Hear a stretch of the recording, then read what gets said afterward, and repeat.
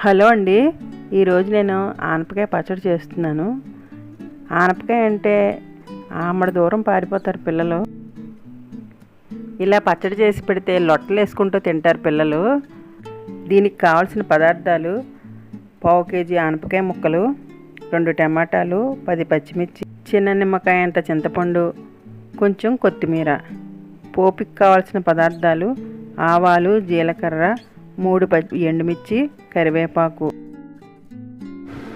ఇప్పుడు స్టవ్ మీద ప్యాన్ పెట్టుకుని అందులో ఆయిల్ వేసుకుని ఆయిల్ హీట్ ఎక్కాక ఆనపకాయ ముక్కలు వేసుకోవాలి.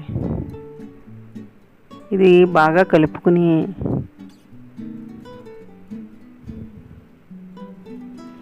బాగా 2 నిమిషాలు కలుపుకుని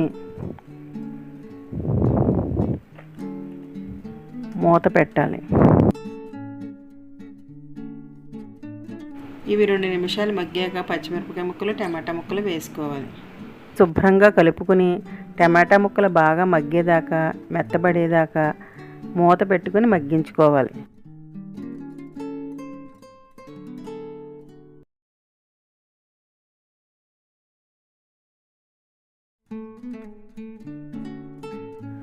ఇప్పుడు మూత తీసుకుని శుభ్రంగా అడుగంటకుండా 2 నిమిషాలు బాగా కలుపుకుని బాగా ముక్కలు అడుగంటకుండా చూసుకుని బాగా కలుపుకుని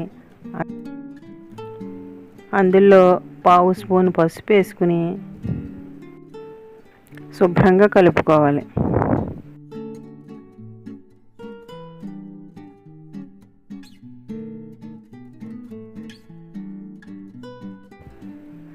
అది 2 నిమిషాలు బాగా కలిపాక ఇప్పుడు అందులో నిమ్మకాయ అంత చింతపండు కూడా వేసుకుని బాగా కలుపుకోవాలి. శుభ్రంగా కలుపుకుని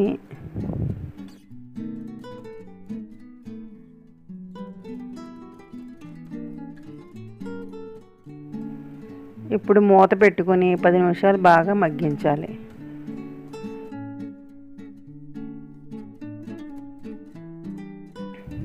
ఇప్పుడు మళ్ళీ మూత తీసి ఒకసారి బాగా కలుపుకోవాలి.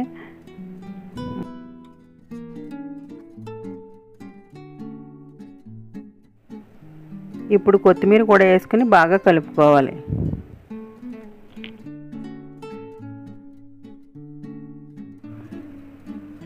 ఇప్పుడు స్టవ్ కట్టేసుకుని చల్లారాక మిక్సీలో వేసుకుని సరిపడా ఉప్పు కూడా వేసుకుని మిక్సీ ఆడుకోవాలి.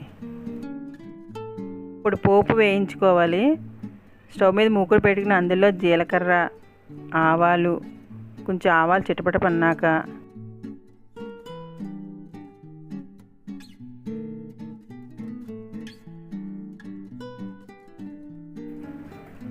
ఒకసారి వేయించుకుని ఎండుమిరపకాయలు కూడా వేసుకోవాలి.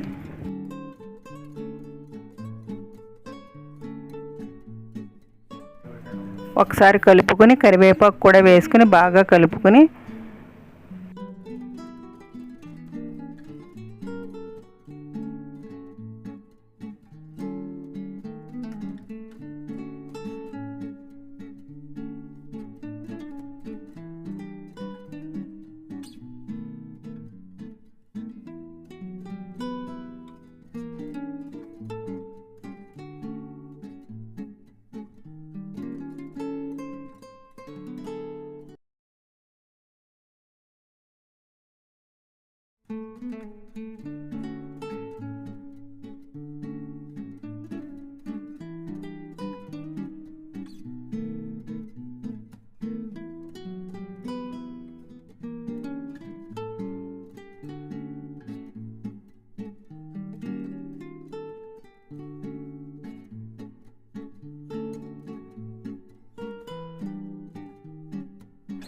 స్టవ్ కట్టేసుకుని ఈ పోపు పట్టుకెళ్ళి పచ్చడిలో వేసుకు కలుపుకోవడమే.